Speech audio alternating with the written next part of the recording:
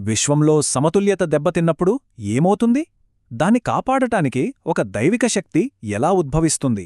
నమస్కారం. ఈరోజు మనం సరిగ్గా అలాంటి ఒక అద్భుతమైన, రోమాలు నిక్కబొడుచుకునే ఇతిహాసాన్ని గురించి మాట్లాడుకోబోతున్నాం. సాక్షాత్తూ ఈ సృష్టిని రక్షించడం కోసం జరిగిన ఒక మహాసంగ్రామం. ఆ యుద్ధాన్ని నడిపించిన దేవాదిదేవుడు, సాక్షాత్తూ ఆ కార్తికేయుని కథ ఇది. అస్సలు ఆలస్యం చేయకుండా ఈ అద్భుతమైన పురాణ కథనంలోకి వెళ్ళిపోదాం రండి. అసలు మరణమే లేని రాక్షసులు సృష్టిని నాశనం చేయడానికి మీద పడితే ఇక ఈ విశ్వాన్ని ఎవరు కాపాడగలరు? ఒక్కసారి ఆ పరిస్థితిని ఊహించండి. దేవతలను సైతం వణికించిన భయంకరమైన రాక్షస శక్తులు ముల్లోకాలను తమ గుప్పెట్లోకి తీసుకోవడానికి సిద్ధమయ్యాయి. ఆ సంక్షోభం దేవతల సహనాన్ని అక్షరాల ఆఖరి అంచుకు చేర్చింది. పరిస్థితి పూర్తిగా చేయిదాటిపోయింది. మరి ఈ విశ్వయుద్ధానికి అసలు బీజం ఎక్కడ పడింది? దేవతలకు, రాక్షసులకు మధ్య ఈ బద్ధశత్రుత్వం ఎందుకు మొదలైందో తెలుసుకోవాలంటే మనం చాలా వెనక్కి, అంటే కశ్యప మహాముని కాలానికి వెళ్ళాలి. అసలప్పట్లో ఏం జరిగిందంటే, అప్పట్లో దైత్యులు అనే ఒక వర్గం ఉండేది. కశ్యపముని భార్య అయిన దితి వంశంలో పుట్టినవాళ్లనే మనం దైత్యులు అని పిలుస్తాం. వీళ్లకు పుట్టుకతోనే దేవుళ్ళు అంటే అస్సలు పడదు. దేవుళ్ళు అనుభవిస్తున్న ఆ భోగభాగ్యాలన్నీ తమకే దక్కాలి. ఎలాగైనా సరే ముల్లోకాలను శాసించాలి. ఇదే వాళ్ల ఏకైక లక్ష్యం. ఆ కసితోనే తరతరాలుగా ఈ దైత్యులు అత్యంత కఠినమైన తపస్సులు చేశారు. వీళ్లు బ్రహ్మదేవుణ్ణి అడిగిన వరాలు చూస్తే మీకు నిజంగా ఆశ్చర్యం వేస్తుంది. తారకాసురుడు కేవలం మరణభయంతో వరమడిగాడు. అప్పట్లో పరమశివుడు ఘోర తపస్సులో చాలా తీవ్రమైన దుఃఖంలో ఉన్నాడు కదా. కాబట్టి శివుడికసలు కొడుకే పుట్టడు, తనకు మరణం రాదు అన్నది వాడి ప్లాన్. కాని వాడి తమ్ముడు శూరపద్ముడు అలా కాదు. వాడు అహంకారంతో శివుని కొడుకునే తన చేతులతో చంపి తన బలాన్ని నిరూపించుకోవాలన్న ఉద్దేశంతో అచ్చం అదే వరాన్ని అడిగాడు. కాని వాళ్ళడిగిన ఈ వరాల్లో ఉన్న చిన్న చిన్న లొసుగులే అంతిమంగా వాళ్ల కొంపముంచాయి. అదెలాగో ఇప్పుడు చూద్దాం.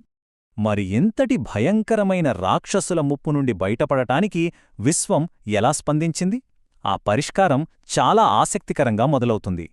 ఘోర తపస్సులో ఉన్న పరమశివుడు ధ్యానానికి మన్మథుడు భంగం కలిగించిన ఘట్టం మీలో చాలామందికి తెలిసే ఉంటుంది. శివుడి తపస్సుకు భంగం కలిగించినందుకు మన్మథుడు శివుని మూడవ కంటి మంటలకు ఏమయ్యాడు? భస్మమైపోయాడు. ఆ దుఃఖాన్ని తట్టుకోలేని మన్మథుడి భార్య రతీదేవి పార్వతీదేవి గర్భం నుండి నేరుగా సంతానం కలగకూడదని శపించింది. వినడానికి చాలా బాధాకరంగా ఉంది కదూ. కాని ఇక్కడే ఒక పెద్ద ట్విస్టుంది. ఈ శాపం కారణంగానే విశ్వరక్షకుడి జననం మనం ఊహించలేని ఒక అసాధారణమైన, అద్భుతమైన రీతిలో జరగాల్సి వచ్చింది. ఆ అద్భుతమైన దైవిక జననం ఎలా జరిగిందో ఒక్కసారి ఊహించుకోండి. మొదట శివుడు తన మూడవ కంటి నుండి ఒక తీవ్రమైన దివ్య తేజస్సుని విడుదల చేశాడు. ఆ అగ్నిగుండంలాంటి వేడిని తట్టుకోవడం అగ్నిదేవుడికి, గంగాదేవికి కూడా సాధ్యం కాలేదు. అప్పుడు ఆ తేజస్సును శరవణ అనే అడవిలోని రెల్లుగడ్డిలో సురక్షితంగా విడిచిపెట్టారు. అక్కడ ఆ తేజస్సు 6 పసిగందులుగా మారి కృత్తికా నక్షత్ర దేవతల సంరక్షణలో పెరిగింది. చివరికి పార్వతీదేవి అపారమైన ప్రేమతో ఆ 6 బిడ్డలను ఒక్కసారిగా కౌగిలించుకోగానే అద్భుతం! ఆ 6 ఒకే శరీరంతో 6 తలలున్న స్కందుడుగా మారారు. ఆ శాపాన్ని దాటుకుని సాక్షాత్తు గాడ్ ఆఫ్ వార్ కార్తికేయుడు ఉద్భవించిన ఘట్టమిది. ఇక్కడ అసలైన విషయమేంటంటే, ఈ దైవిక శిశువు పుట్టిన కేవలం 7 రోజుల్లోనే 10 ఏళ్ల బాలుడులాగే ఎదిగిపోయాడు. ఏం చేయాలో పాల్పోని స్థితిలో ఉన్న దేవతల సైన్యానికి ఆ చిన్న బాలుడు తక్షణమే సర్వసైన్యాధ్యక్షుడిగా బాధ్యతలు తీసుకున్నాడు. ఒక్కసారి ఆ యుద్ధరంగాన్ని కళ్లకు కట్టుకోండి. నాతో యుద్ధం చేయడానికి ఒక చిన్న పిల్లాడిని తీసుకొచ్చారా అంటూ తారకాసురుడు పగలబడి నవ్వాడు. తన ఎదురుగా ఉన్నది సాక్షాత్తు తన మృత్యుదేవత అని వాడికి తెలియదు. ఆ బాలుడిని చూసి చాలా తక్కువ అంచనా వేసి హేళన చేశాడు. ఆ క్షణంలో అక్కడ ఉత్కంఠ అక్షరాలా తారాస్థాయికి చేరుకుంది. సరిగ్గా అప్పుడే రంగంలోకొచ్చింది వేలాయుధం. పార్వతీదేవి స్వయంగా తన కొడుకు కార్తికేయుడికి బహుమతిగా ఇచ్చిన అత్యంత శక్తివంతమైన ఆయుధమిది. మెరుపువేగంతో దూసుకెళ్లిన ఆ వేలాయుధం తారకాసురుడు గుండెలను అత్యంత సునాయాసంగా చీల్చి చెండాడింది. అంతే, ఒక్క దెబ్బతో వాడి అరాచక పాలన అంతమైపోయింది. విశ్వంలో తిరిగి ప్రశాంతత నెలకొంది. హమ్మయ్యా, అంత సర్దుకుందనుకునే లోపే మరో ఉపద్రవం తారకాసురుడి మరణంతో ముప్పు పూర్తిగా తొలగిపోలేదు. తనన్నయ్య చావుకు ప్రతీకారం తీర్చుకోడానికి శూరపద్ముడు రంగంలోకి దిగాడు. వీర మహేంద్రపురం అనే ఒక భయంకరమైన కోటను నిర్మించి ఏకంగా స్వర్గాన్నే ఆక్రమించాడు. దీనితో అసలు యుద్ధం అంటే ఒక మహాసంగ్రామం మొదలైంది. ఆ 6 రోజుల స్కందషష్ఠి యుద్ధం ఎంత భయంకరంగా జరిగిందో చెప్తే మీకే రోమాలు నిక్కబుడుచుకుంటాయి. మొదటి రోజు రాక్షసులు వేసిన బాణాల వర్షాన్ని కార్తికేయుడు గాలిలోనే భస్మం చేశాడు.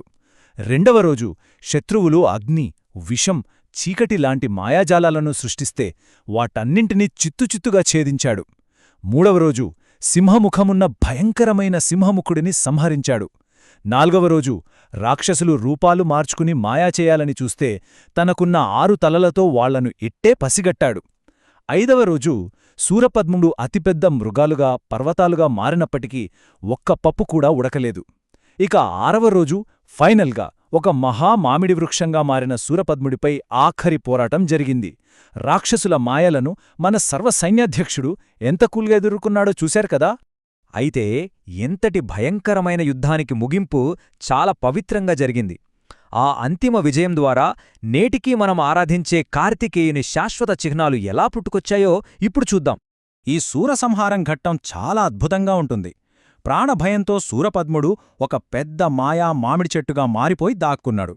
అప్పుడు కార్తికేయుడు వేలాయుధం వెళ్లి ఆ చెట్టును క్షణాల్లో 2 ముక్కలుగా చీల్చేసింది. అయితే ఇక్కడ కార్తికేయుడు వాణ్ణి చంపలేదు. వాడిలోని అహంకారం పూర్తిగా నశించిపోయిందని గ్రహించి ఎంతో కరుణతో అతనికి ప్రాణగ్రిక్ష పెట్టాడు. ఆ చెట్టులోని ఒక సగం ముక్క అతని దివ్యవాహనమైన నెమలిగా మారింది. మిగిలిన సగం అతని యుద్ధ పతాకంపై ఉండే కోడిపుంజుగా మారింది. అంటే ప్రపంచాన్ని నాశనం చెయ్యాలనుకున్న ఒక రాక్షసుడు చివరకు దేవుడికే శాశ్వత వాహనంగా ఎలా మారాడో చూడండి. ఎంత గొప్ప ముగింపు కదా. ఇదంతా అద్భుతమైన విశ్వయుద్ధాల కథ. కాని ఇక్కడ మీకు ఒక ఆసక్తికరమైన సందేహం రావచ్చు. ముల్లోకాలకు సర్వసైన్యాధ్యక్షుడైన దేవుడు అసలు నేలమీద పాకే సర్పాలకు దేవుడుగా ఎలా మారాడు? ఈ ప్రశ్న మనల్ని కైలాసం నుండి నేరుగా భూమి మీదకు తీసుకువస్తుంది. ఒక అద్భుతమైన ఆధ్యాత్మిక ప్రయాణం వైపు నడిపిస్తుంది. ఇప్పుడు సీన్ కైలాసానికి మారింది. అప్పుడే అంత పెద్ద విజయం సాధించిన యవ్వనంలో ఉన్న కార్తికేయుడు కొద్దిగా గర్వంతో ఉన్నాడు. సరిగ్గా ఆ సమయంలో బ్రహ్మ మానస పుత్రులు దిగంబరులుగా కైలాసానికి రావడం చూసి కార్తికేయుడు వాళ్లను చూసి వెటకారంగా నవ్వాడు.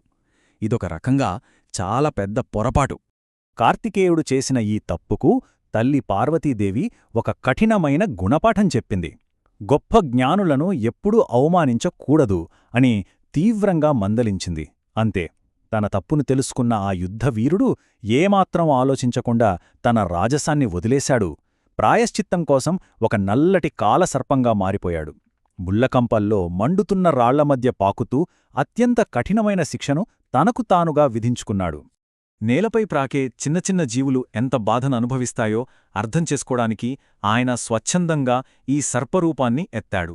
ఒక సాధారణ పుట్టలో ఏకంగా 60 సంవత్సరాల పాటు కఠోర దీక్ష చేశాడు. ఆ దీక్షతోనే ఆయన ప్రాకే జీవులన్నింటికీ ఆదిదేవుడయ్యాడు. ఆ తపస్సు చేసిన పవిత్ర ప్రదేశం మరెక్కడో కాదు, మన ఆంధ్రప్రదేశ్లోని ప్రసిద్ధ మోపిదేవి సుబ్రహ్మణ్యస్వామి ఆలయమే. అంటే ఆయన పురాణగాథ నేటికీ మన భౌగోళిక ఆధ్యాత్మిక ప్రాముఖ్యతతో ఎలా ముడిపడిపోయిందో అర్థం చేసుకోండి. ఆయనలో ఉన్న ఈ 2 పార్శ్వాలు నిజంగా అద్భుతం. ఫైనల్గా ఒక అద్భుతమైన ఆలోచనాత్మకమైన విషయాన్ని గమనిద్దాం. యుద్ధానికే దేవుడైనవాడు వినయాన్ని నేర్చుకోడానికి ముళ్లమీద పాకాల్సి వస్తే దైవకృపను పొందడానికి సామాన్య మానవులైన మనం ఇంకెంత సహనాన్ని ప్రదర్శించాలి? ఇదొక అద్భుతమైన ప్రశ్న కదూ. అజేయమైన వీరత్వానికి, అంతే లోపైన వినయానికి ప్రతీకగా నిలిచిన కార్తికేయుని తత్వం మనందరికీ ఆదర్శనీయం. ఈ గాథ ఖచ్చితంగా మిమ్మల్ని ఆలోచింపచేసిందని అనుకుంటున్నాను. ఈ అద్భుతమైన కథనంలో నాతోపాటు ప్రయాణించినందుకు ధన్యవాదాలు. మరిన్ని ఆసక్తికరమైన అంశాలతో మరో వివరణలో మళ్ళీ కలుద్దాం. నమస్కారం.